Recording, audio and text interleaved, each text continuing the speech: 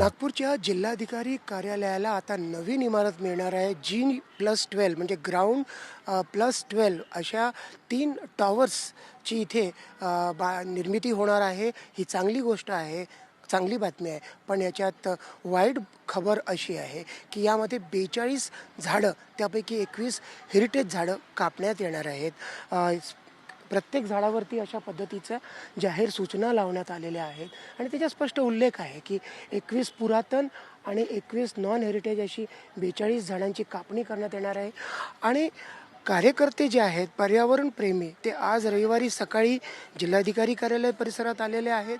प्रत्येक झाडाला भेट देत आहेत आणि बोलत आहेत. आपण त्यांच्याशी बोलूयात. आशुतोष दाभोळकर आपल्यासोबत आहेत. आशुतोषजी, काय सांगाल, आपल्याला काय म्हणायचं आहे या एकूण प्रकरणात?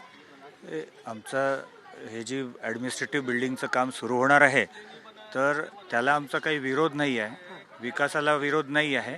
पण आमचं म्हणणं एवढंच आहे की विकास म्हणजे काही सरधोपट म्हणजे पूर्ण पाडून टाका झाडं आणि बांधा बिल्डिंग, हे आपल्याकडे हा असा जो विचार होतो आहे तर त्याच्यात कुठेतरी बदल करण्याची आवश्यकता आहे. थोडासा कल्पक विचार जर केला तर हे झाडं आपल्याला सहज वाचवता येतं. जगभरात असे अनेक उदाहरणं आहेत, अशा अनेक बिल्डिंग्स आहेत की जिथे ते झाडं तिथे अकोमोडेट करतात आहे आणि सोबतच त्यांचं कामही करतात आहे. जसं आता हे झाड असं एक पेरीफेरीला आहे इथे आणि समोर इथे हे आहे. तर हे जसा सपोज इथे बिल्डिंग बांधायची आपल्याला तर आपण तिथे त्याला हे करू शकतो ना, मधला भाग तुम्ही क्लिअर करा. पण हे जे मोठमोठे झाडं आहे त्यांना तुम्ही सहज वाचवू शकता. बाबा देशपांडे आपल्यासोबत आहेत. बाबा, आपण इतके अनुभवी आणि नागपूरचे ट्री मॅन म्हणून ओळखले जातात. आता हे जे काही सुरू आहे, काय सोल्युशन वाटतं, काय समाधान वाटतं आपल्याला या ह्याच्यामध्ये? मुलं आपल्या ज्या भावना आहेत ज्या अशा पद्धतीनं व्यक्त करतायत, काय सांगा? तुम्ही योग्य शब्द वापरला, भावना. कारण माझा मुळात हा विषय आहे की एवढं मोठं झाड लहानाचं मोठं ज्यावेळेस होतं तर त्याला नुसता हात जरी लावला, तर आम्हाला काही ना काहीतरी होत असतं.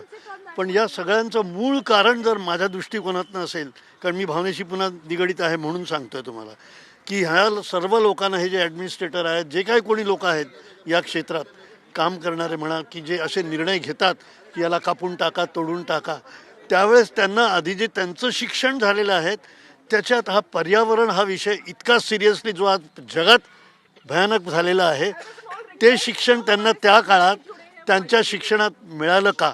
कारण प्रत्यक्षात ज्यावेळेस ते मोठमोठाले ऑफिसर्स बनतात, मग ते IAS असो की कोणी असो, त्यावेळेस आपण त्या शिक्षणाचा काही इथे उपयोग करतो आहोत का? म्हणजेच मुळात ते शिक्षण मिळालं की नाही याचीच मला शंका येते. म्हणून ते दणादण झाडं वाटेल तशी कापून टाकतात. या प्रिमायसेसमध्ये, परिसरामध्ये आपण पाहू शकतो लहान मुलं त्या झाडांना असं बिलगून आपल्या भावना व्यक्त करतायत.